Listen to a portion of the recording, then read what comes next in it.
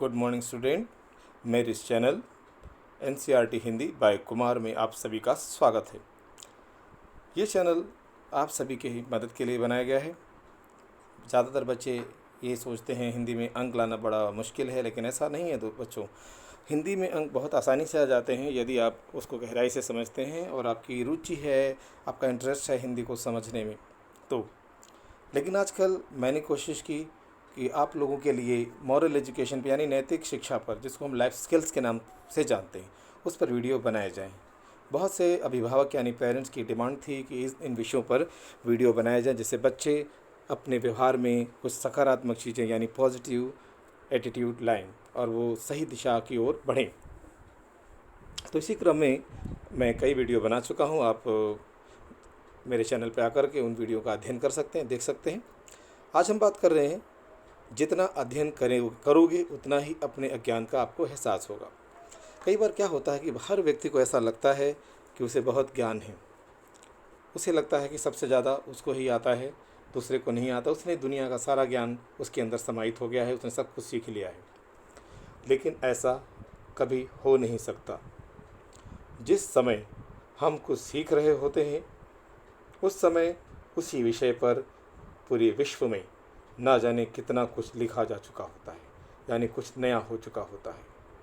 फिर हम किस भरोसे कह सकते हैं कि हमें सब आता है। नो वन इज़ परफेक्ट, कोई भी संपूर्ण नहीं है। हर किसी को ज़िंदगी भर सीखना है। विशेष रूप से जब हम अध्यापक की बात करते हैं तो अध्यापक को हमेशा एक अच्छा विद्यार्थी बने रहना होता है। जितना एक विद्यार्थी का मन उसके अंदर होगा उतना ही वो एक बेहतर अध्यापक होता है। यानी कि अगर आपके अंदर जीवन भर एक स्टूडेंट ज़िंदा है, एक विद्यार्थी ज़िंदा है, एक अध्यापक के अंदर जब तक ये बातें होंगी उसका सीखना लगातार जारी रहेगा। सीखता वही है जिसको सीखने की इच्छा होती है, और यही उम्मीद बच्चों से की जाती है। हर व्यक्ति के लिए इस स्लाइड का महत्व है जो इस पर लिखा हुआ है, इतना महत्वपूर्ण ये विचार है। यानी जितना अध्ययन आप करोगे उतना ही अपने अज्ञान का एहसास होगा, जबकि होता इसका उल्टा है। लोगों को ऐसा महसूस होता है कि वो बहुत पढ़ चुका है, उसे उस विषय का बहुत ज्ञान हो गया है। विषय कोई भी हो सकता है, यानी किसी भी विषय में उसको लगता है, उस मनुष्य को लगता है कि उसे सब कुछ आ गया है। लेकिन ये कभी भी सत्य नहीं हो सकता।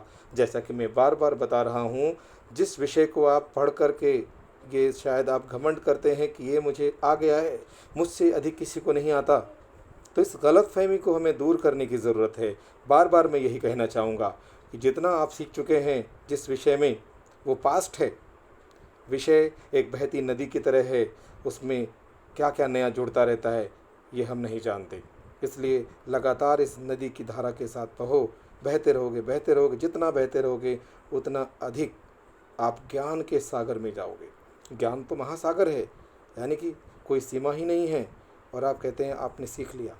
जी नहीं, ये असंभव है। जितना आप पढ़ते जाओगे आपको पता चलेगा मैंने ये भी नहीं सीखा, अच्छा ये बात भी है, इसमें ये भी होता है, इसमें वो भी होता है। यानी कि जितना सीखते जाओगे जिस विषय को, आपको पता चलता जाएगा कि अभी हमें बहुत कुछ सीखना बाकी है। एक बार प्रसिद्ध संगीतज्ञ, क्लासिकल सिंगर पंडित जसराज जी का साक्षात्कार लिया जा रहा था। उनसे किसी ने पूछा, पंडित जी आप इतने प्रसिद्ध हो गए हैं, बहुत नाम कमाया है आपने, इतना सब कुछ होने के बाद आप अपने आप को कहाँ पाते हैं, कैसा महसूस होता है आपको? उन्होंने कहा, संगीत के महासमुद्र में। देखिए कितना विनम्र उत्तर था उनका। उन्होंने कहा, संगीत के महासमुद्र में मैं एक नादान बालक की तरह हूँ। संगीत के महासमुद्र में मैं एक नादान बालक की तरह हूँ जो हाथ पांव मारना सीख रहा है। यानी कि कितना सरल उत्तर दिया। इतना बड़ा संगीतज्ञ जिनका पूरे विश्व में नाम है, उनका जवाब कितना सरल था। यानी कि अभी तो मैं सीखने की कोशिश कर रहा हूँ, अभी मुझे कुछ नहीं आता। यानी संगीत एक महासमुद्र की तरह है और मैं एक नादान बालक हूँ जिसमें जो हाथ पांव मार के तैरना सीख रहा है। और हम थोड़ा सा ज्ञान प्राप्त करके ये महसूस करने लगते हैं कि हमने सब कुछ सीख लिया। देखिए, जो जितना बड़ा ज्ञानी है ना, वो उतना ही बड़ा अज्ञानी होता है। अज्ञानी इसलिए कि उस व्यक्ति को पता होता है कि मुझे अभी बहुत कुछ सीखना बाकी है। आप देखिए, जिनके पास ज्ञान है, आप देखोगे उनके कपड़ों से, उनके वस्त्रों से आपको ज्ञान का पता नहीं चलेगा। आपको उनके साथ बैठना पड़ेगा, उनकी संगति प्राप्त करनी पड़ेगी, तब आपको उनके ज्ञान का अंदाज़ा लगेगा। आप किसी के वस्त्रों से, किसी की शक्ल व सूरत से उसके ज्ञान का अंदाज़ा नहीं लगा सकते। ये कड़वा सच है।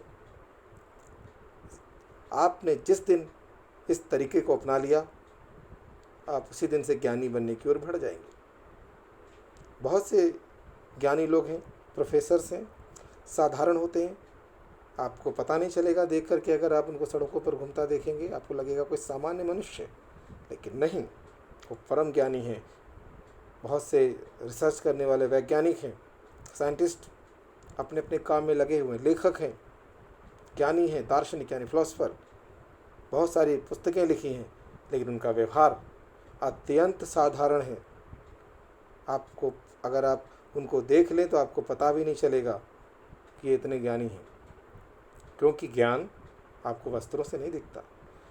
जब तक आप उस व्यक्ति से चर्चा नहीं करोगे किसी विषय पर, आप जान नहीं पाओगे कि उस व्यक्ति को कितना आता है। तो हमें अपने मापदंडों को, अपने पैरामीटर्स को बदलने की ज़रूरत है। वो क्या है हमारा मापदंड, हमारा क्राइटेरिया क्या है? हम किसी के वस्त्रों को देख करके ये निर्धारित करने का प्रयास करते हैं कि ये व्यक्ति ज्ञानी है या अज्ञानी है, सभ्य है या असभ्य है।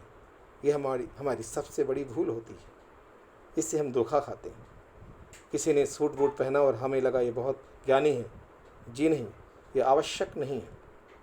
हमारे गुरुकुल में बैठे हुए महर्षि मुनि सूट बूट नहीं पहनते थे, साधारण वेशभूषा थी उनकी, राजाओं की तरह नहीं रहते थे, मुकुट लगा के हीरे मोती जड़े सिंहासन पर नहीं बैठते थे, लेकिन ज्ञानी थे।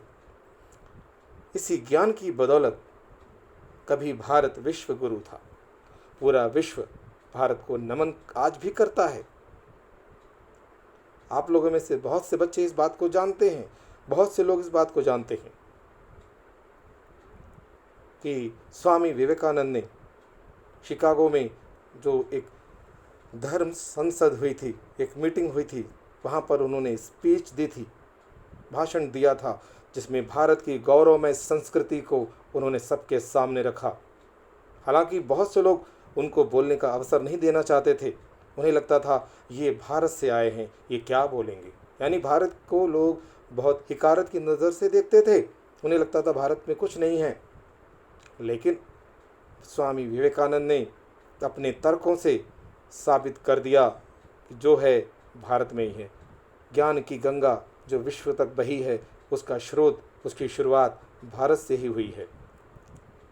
आप में से सभी बच्चे जो भी बच्चे विवेकानंद जी के बारे में जानना चाहते हैं, एक बार ज़रूर जानें और उनकी स्पीच को ज़रूर पढ़ें, जिससे आपको भारत के गौरवमय इतिहास, गौरवमय संस्कृति पर गर्व हो।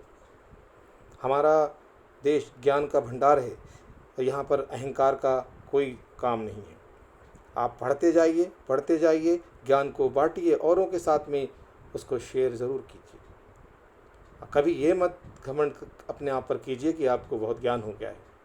जिस दिन आपको ऐसा महसूस हो, समझ जाइए आपके अंदर अज्ञान की शुरुआत हुई है। ठीक है बच्चों, मैंने बहुत सारी आज आपको बातें बता दी, कम शब्दों में बहुत कुछ समेटने का प्रयास किया है, गागर में सागर भरने का प्रयास किया है। ये अंतिम नहीं है। बोलने को तो इस विषय पर बहुत कुछ बोला जा सकता है, अभी इतना काफ़ी है। मैं जो भी आपको ज्ञान दे रहा हूँ या देने का प्रयास कर रहा हूँ, ये संपूर्ण ज्ञान नहीं है। ज्ञान का कुछ अंश है जो मैंने अपने जीवन में सीखा है। ज़्यादातर इस ज्ञान में अनुभव है और आपके साथ ये बांटते हुए मुझे अपार हर्ष की अनुभूति हो रही है। और आप इस ज्ञान को आगे तक बढ़ाएं, लोगों तक शेयर करें, क्योंकि ज्ञान जितना बांटोगे उतना बढ़ेगा। ज्ञान जब दूसरे लोगों के हाथ में जाता है, एक हाथ से दूसरे हाथ तक जाता है, तब उसमें वो लोग भी अपने अनुभवों को जोड़ देते हैं और इस प्रकार ज्ञान एक नए रूप में जन्म लेता है और ये जन्म लगातार होता रहता है। ज्ञान की धारा, ज्ञान की गंगा लगातार बहती रहती है। यदि आपको ये चैनल पसंद आ रहा है, दी गई जानकारी आपको काम की लगती है, तो इस चैनल को सब्सक्राइब करें, लाइक करें और अपने दोस्तों के साथ शेयर ज़रूर करें ताकि ज्ञान बढ़ता जाए, क्योंकि ज्ञान के बांटने से ही बढ़ता है। धन्यवाद। मिलेंगे अगले एक और वीडियो में ज्ञान भरी बातों के साथ। धन्यवाद बच्चों।